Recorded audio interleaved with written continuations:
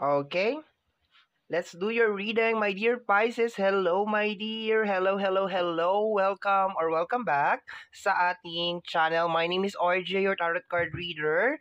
At ang gagawin natin ngayon, my dear, is ang iyong second half of November. This is from November 16 hanggang sa katapusan, and this is a general reading. Okay?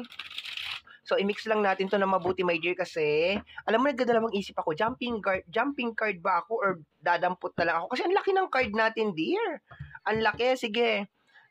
Jumping card tayo. Okay, jumping card tayo, dear. Jumping card. Okay, cut na natin into 3. Pag jumping card kasi, my dear, kahit hindi na tayo masyadong magbabad ng kasashuffle, kasi jumping card naman. Pag ano kasi, pag yung dinadampot ng ganon, kailangan talaga ma-mix mo talaga ng bonggang-bongga yon. Although, na-mix ko naman na to kanina, pero siguro dahil nakasanayan ko na rin siguro, my dear Pisces, no, na jumping, no. Ito lang ang ayoko talaga malaki. I love this card, kaso walang maliit na ganitong card. Lahat malaki. Okay, so anyway, tama na tayo sa complaint. Puro tayo reklamo. Okay, so let's go na tayo, my dear. Hanapin na natin ang iyong 8 cards. Once again, reading mo ito para sa iyong second half of November. Okay, wow. First card mo, my dear, is the Five of Wands. Okay. Hindi ko nagugustuhan tong card na to, my dear. Kasi there's a tendency na baka meron mga tension, my dear, sa second half of November. Okay? Hopefully, hindi naman yung mga away na pisikalan, di ba? Pero definitely, baka meron mga hindi pagkakaunawaan, my dear, ngayong second half of November sa card na ito. If you are asking for support or parang emotional support or kung ano man na support yan, parang mararamdaman mo siguro na parang hindi supportive yung energy, parang ganon, okay? Pero this is, hindi to maganda, my dear. Very, ano tong card na to, very matension talaga siya, my dear, the Five of Wands, okay? Ang worst dyan is yung energy na may hadlang sa mga bagay na gusto mong mangyari, okay? So, first card natin yan. Let me see, my dear. Next card tayo. What is going on? Pisces, second half of November. Second half of November para sa ating my dear Pisces. Okay, ayun. Okay, yan ang sinasabi ko pag malaki ang card. Okay, we have here the energy of the Chariot. My dear, balance your emotion. Okay? Kasi baka maging very emotional ka talaga, my dear, ngayong second half of November nang dahil dito sa mga tension na nangyayari sa labas. Okay?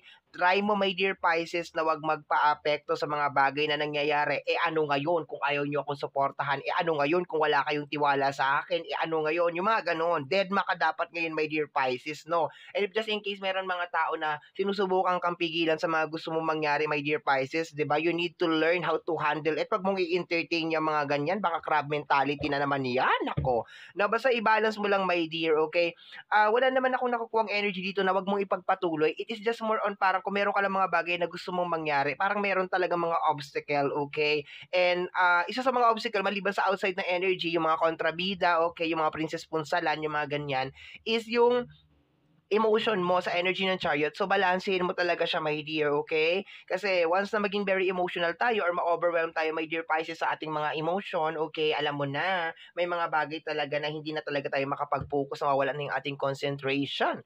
Okay, so let's go tayo, my dear Pisces. Let's go tayo. Let's go. 8 cards lang to, dear. 8 cards lang. Okay, oops. We have here the energy of the High Priestess. Revelation to, my dear. Alam mo, pagpapasalamat ko to, my dear. Okay? Kasi at least ngayon alam mo na kung sino yung mga kaaway mo. Kung sino yung mga taong susuporta sa'yo. Sino yung mga tao na talagang nandyan talaga sa'yo, rain or shine, di ba? So, ipagpasalamat mo to, my dear. Sa energy ng High Priestess, this is energy of revelation, okay? So, mayroon ka mga makikita, mararamdaman, kung ano man yan, may kinalaman kay High Priestess, okay? Energy of revelation, okay? Meron ka talaga, malalaman mo na to kung sino itong mga kontrabida na ito, sino itong mga plastic na to, sino itong mga inggitera na to, inggitero na ito, sino yung mga kontrabida. Pero please, my dear, wag sumama yung loob mo. Ipagpasalamat mo ito. One reason siguro, my dear, kung bakit mo napapanood to, kasi para i-remind sa'yo na you need to be thankful every time na meron na i-expose ng mga tao sa buhay mo. Oo, yes, masakit kasi baka, di ba, mahal mo sa buhay yan or somebody yan or kung sino man yan, di ba, very important sa buhay mo. Pero okay lang yan, dear. At least ngayon, alam mo na, di ba, hindi na kayo naglolokohan. Okay, let me see, dear. Okay, let me see what is going on. We have here the energy of the Tower, okay? So, hindi naman siya as in like that card. Back to zero, okay? Baka, di ba, bababa yung tingin mo sa tao na yun, or baka 'di ba, mag-back to zero kayong dalawa, kung ano man 'yan, yung mga gano'n, my dear, okay? I think itong tower na 'to, ang impact talaga nito is more on the outside na energy, lalo na, my dear, sa mga tao. Parang medyo magbabago ang tingin mo sa mga tao sa paligid because of kung papaano kanila tratratuhin, papaano kanila iti-treat, okay? Papaano sila magre-react sa'yo, okay? So, yun ang nakukuha ko dito. This is more on ano, connection. So, posibleng kung noon lagi kayo nag-uusap, baka ngayon hindi na kayo mag-usap. Kung noon ay lahat sinasabi mo sa kanya, baka ngayon hindi mo na sabihin kasi nga 'di ba, plastic pala siya, yung mga gano'n. Kung noon pina-priority mo siya lagi, baka ngayon hindi mo na siya i-priority kasi nga plastic siya, yung mga gano'n, 'di ba? So, mayroong magbabago sa energy ng connection. And kung makikita mo, nauna yung revelation, my dear Pisces, tapos nagkaroon ng change. O, ibig sabihin, kung ano yung nakita mo, yun ang naging reason, my dear, okay? Magbukas ng ilaw, okay? So, okay lang yan. Ayan, ibig sabihin, gabi na, okay?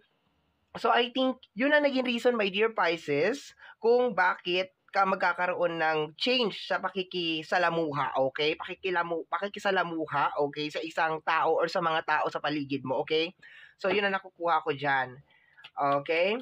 Next card tayo. Pag medyo dumilim-dilim na, my dear, okay, lalo na ngayon parang uulan, ayan, bubukas yung ating pa-solar ni Mayor, 'di ba? Para makatipid-tipid tayo ng kuryente. Alam mo, my dear Pisces, um, walang joke, nakatulong talaga yung pa-solar-solar natin na yan. Nakatipid talaga ako ng kuryente. Hindi man ganun kalakihan, pero at least may konting, alam mo na yun, yung sandaan, yung mga ganun, talagang nakatipid talaga siya.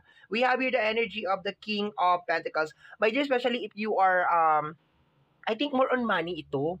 More on pera, my dear. Okay? More on money ang nakukuha ko dito, my dear. Kasi King of Pentacles ito, my dear. So, baka meron talaga mga issue na may kinalaman sa usapin ng financial, my dear. Okay? So, baka dahil hindi mo mapagbibigyan, yung mga ganon. Although, nabanggit ko kanina yung may kinalaman sa mga support system, yung mga ganyan.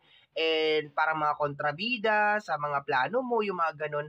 I can also see sa card na ito, my dear, yung I think yung mayroon din mga porque hindi mo napagbigyan or hindi yung mga gano'n na energy, my dear, no? You know what yung point ko, my dear, yung parang sila lang yung nanghihingi ng favor tapos sila pa yung sasama yung loob, yung mga gano'n, my dear, na energy. So parang mapapaisip ka na, teka, dapat ba sasama yung loob mo eh? Di ba nanghihingi ka lang ng favor, no? More on money issue din, my dear, mga problema na may kinalaman sa money issue pwede din. Okay? Let me see. Meron tayong high priestess dito. So, baka na-realize mo, my dear, na, ay, bakit ako magbibigay? Kabibigay ko lang sa'yo. Okay, ayan, we have here the Four of Sword. Energy ng stop. Okay? Because of, alam mo, my dear, nakakawalang gana to. Yun ang nakukuha ko dito sa energy na to. There's a tendency na mawalan ka ng gana, my dear, okay? Talaga mag-work ang plano nitong mga ito, itong energy ng first row natin. Kung talaga maaapektuhan ka talaga. So, ginigising kita ngayon, my dear Pisces, if just in case kung ano man yan, meron man yung away sa usapin ng pinansyal, meron hindi pagkakaunawaan, meron mga kontrabida sa buhay mo, madidiscover mo na meron mga plastic, mga backstabber, kung ano man, my dear, yung madidiscover mo, magpasalamat ka na lang, my dear. Okay? Magpasalamat ka na lang kasi sa ngayon, hindi ka na nangangapa. Yung para bang alam mo na kung ano yung nangyayari. Okay? Tingnan natin, my dear, ha. Next card tayo. Next card we have here, the Ten of Cups, baka nasa family to. Baka nasa family to, dear. Hindi siya malayo sa'yo. May malalaman ka sa family to, my dear, sa pamilya mo. Okay? Hindi to malayo. Hindi to iba sa'yo. Okay? Baka sa relationship or family, my dear, yun na nakukuha ko. Hindi to iba sa'yo.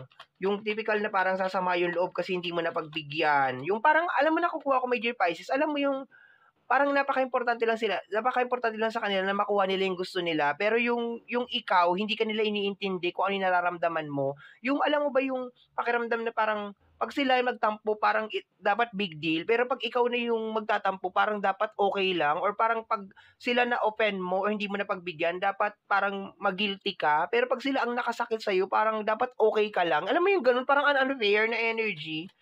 Okay. Let me see, my dear Pisces. Hayaan mo na yan sila. Diyos mio. We have here The 10 of, pakiramdam ko, my dear, tatanggi ka. It's more on help to, my dear. Baka meron mga taong lalapit sa'yo, maghihingi ng help. Pero nabanggit ko rin, di ba kasi kanina, my dear, na kailangan mo rin kasi ng help. So, there's a reason din siguro, my dear, na kaya siguro tatanggi ka or parang uunahin mo muna yung sarili mo sa ngayon, my dear, because of, meron ka mga bagay na gusto mong mangyari. Siyempre, ano yun, sasantabi mo para sa kanila eh, lalo na kung lagi mo na silang tinutulungan, lagi mo na silang pinapriority. Baka naisip mo, my dear, sarili ko naman, 'di ba? Ako naman or meron din ako mga problema, 'di ba? Tao din ako. Ang problema kasi, ang nakukuha ko dito, my dear, is more on energy na parang dapat lagi mo silang binibigyan ng favor. Parang ganon. Parang lagi ka nakikisama. And pag umalma ka or parang pag nagalit ka, parang napaka big deal. Gusto nila mag-guilty ka, ganon. 'Di ba? We have here the energy of the Four of Cups. My dear, ayan yung sinasabi ko na may kinalaman sa usapin ng emotion ha. Stock card ang Four of Cups, no? Pero sinasabi ng ating mga spirit guide na you need to be thankful kasi at least ngayon alam mo na kung ano nangyayari, alam mo na yung totoong kulay, 'di ba? Natanggal na yung maskara ng tao na 'yan, kung sino man 'yan. Okay, na 'yan lang pala ang kailangan nila, na 'yan lang pala ang silbi mo, my dear, sa tao na 'yan, okay? Don't be stuck, my dear, sa mga emotional. Move on ka lang ha. Move on lang talaga tayo, my dear. Dire-diretso lang, bahala kayo diyan, parang ganun ha.